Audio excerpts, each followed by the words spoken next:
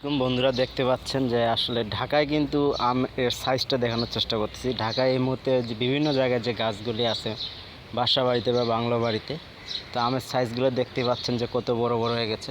আর আমাদের বাড়ি যত দিনাজপুর উত্তরবঙ্গে, রাজশাহী থেকে শুরু করে দিনাজপুরে কিন্তু আমার মনে হয় না আমি ঈদের সময় ঘুরে আসছি যে এত এই সময়ও কিন্তু মূল কেবলমাত্র ধরছে। আর ঢাকায় কিন্তু আম যখন শেষ হয়ে যায় তখন আমাদের উত্তরবঙ্গে আম শুরু হয়।